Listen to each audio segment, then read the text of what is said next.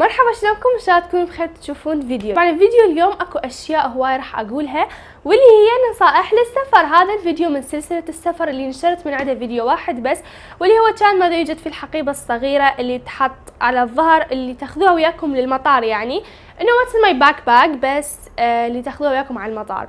الفيديو كان كلش حلو، هوايه من عندكم استفاد من عنده وكان عليه الدعم جميل، وشكرا لكم. وراح يكون رابط الفيديو بالديسكربشن بوكس او بصندوق الوصف. بس قبل كل شيء حبيباتي، اعرف ان هذا الفيديو مفروض انه يكون نصائح للسفر، كتبت لكم نصائح كلش حلوه بس اتمنى انكم بس تسمعوني. قبل اسبوع طلبت من موقع، شفت بنات حلوات يطلبون من عنده، يوتيوبرز اني احبهم مثل نارين وخواتها.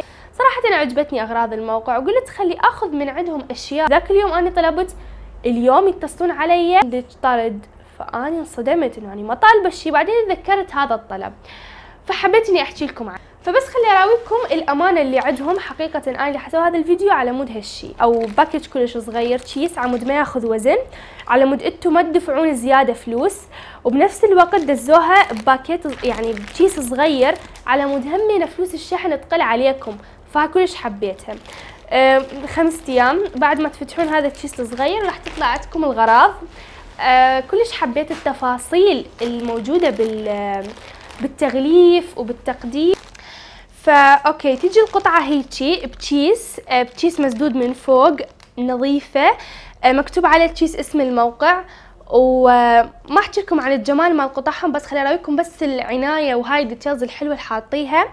مثل ما تشوفون هيك يجي. بعدين لما تفتحون الكيس تطلع لكم القطعه. طبعا يعني ما تجنن، كلش حلوه. هاي اول وحده، انا راح اخذها وياي السفره مالتي لان كلش حبيتها، واللون المفضل اللي هو الابيض اكيد. هاي ويا تشوكر احمر وحذاء احمر، راح تطلع تجنن. وهنا حاطين مالتهم الاسم مال موقعهم، فشي كلش عجبني. حبيت الطباعه مال الجيرل، يعني لما تلزموها تحسوها جايه ويا القماش، مو عبالك طبقه فوق القماش. فكلش حبيت هذا التيشيرت. طبعا مثل ما قلت لكم كل الاشياء تجي بكياسه مكتوب عليها اسم الموقع وترتيب ونظافه، فيعني لهذا انا حبيتهم. يعني ما يحطوا لك يعني شي شلون ما كانوا يدزوهن، لا لا لا، كلش حلو. مثل ما تشوفون هذا خته، طبعا هذا باللبس يجنن. مثل ما تشوفون هيك صاير، يصير هذا التيشيرت الحلو بانه يلبس من قدام ومن ورا. يعني اذا تريدون ان الجهه العاديه تكون لي قدام والظهر يكون هيجي، او تريدون القدام يكون هيك. طبعا هذا البس جوابدي ابيض وعليه بنطلون ابيض وحذاء احمر مثلا. واو. مثل ما تشوفون هيك الصم. هذا باعوا قد حلو. طبعا هم نفس الشيء، اذا تريدون جوال لبسوا ابيض او اسود. هذا اللي لبس عليه بنطلون ابيض هاي ويست. واو، شوفوا. وكل القطع مالتها القماش حلو، البطانه حلوه، تفاصيل. وهمين مكتوب هنا اسم يوينس، اعتقد اسمه يوينس، اي اسم الموقع هو يوينس. راح احط لكم روابط الغراض بصندوق الوصف اذا حابين تشوفون الموقع. الموقع تقريبا اجنبي، يعني تشبه اغراض الاجانب كلش، فاذا انتم تحبون ستايل الاجانب او هيك شيء راح تحبون الموقع. هنا جبت فشي كلش كان عاجبني اني اجيبه، وحبيت انه وصلني قبل ما اسافر. تمام. جبت هذا الشيء، هذا الشيء ان شاء الله واضح عندكم. كلش موته هالايام، اللي هو يجي مثل الحزام ينلبس على الخصر، ومثلا جوه في التيشيرت ساده ما بي اي شيء، ينلبس على الخصر وبعدين تشدوه من هنا وتربطوه. كلش حلو، شوفوا شكله. وهمين تلقوه موجود بالموقع. الكواليتي مال الحزام حلوه، من ورا بيه سحاب ذهبي، همين كلش حلو. اخير شيء اخذت هاي السترة ماما كلش حبت السترة، ويعني هي سترة اصلا مرتبة وحلوة، رسمية شوية بس يعني قماشها حلو، التفصال مالتها حلو، والقصة همين موجودة كل الالوان بالموقع. مثل ما قلت لكم الروابط بالديسكربشن بوكس او بصندوق الوصف، لا تنسوا تشيكون عليهم. انا عن نفسي كلش حبيت الموقع. وهسه نجي نصائح السفر.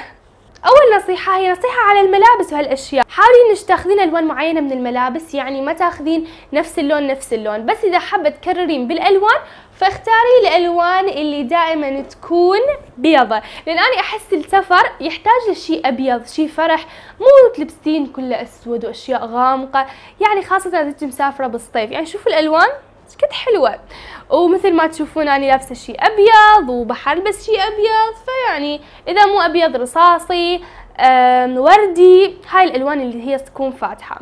الشيء الثاني اللي هو الجنط اللي راح تلبسيها، اذا حابه انك تلبسين جنط فاختاريها تكون باك او جنط تلبس على الظهر، واذا حابه انك تلبسين فشي على الشولدر فالبسي شكل كيوت وحلو، يعني ما تكون فشي ما بي حركه. فهاي احلى نصيحه بالنسبه لي. هذا اللي هو الباور بانك، هو راح تحتاجيه بالسفر، صدقيني شيء كلش مهم ومفيد.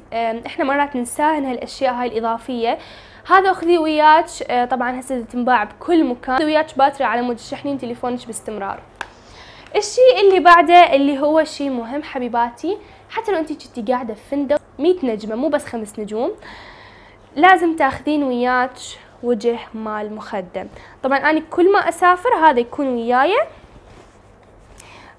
هو وجه مال مخدة بس يعني كبير، لان تعرفون المخدات مال الفنادق دائما تصير لوحدها هالكبر، انظف فشي يعني الك خصيص، يعني صح هي قريوله مو قريوتك، بس حتى تحسين بنظافه وامان وانتي نايمه، وما ناقصين احنا مشاكل. بس لانك راح تحطين هدومك بالجنطه، فاكيد لما راح تطلعيهن بعد مرور 3 ايام 4 ايام ما راح يكونن يعني عدلات، لازم تكون انه احنا شو نسميه معقج، او انه يكون بيه كسرات وهالاشياء، فتحتاجين الى اوتي. العام السفره مالتي كل الفنادق اللي قاعده بيها ما كان اكو اوتي، فتحتاجين كلش الى اوتي. هسه تقولين هو هالكبره شلون اخذه وياي؟ تخيل عليكم شغله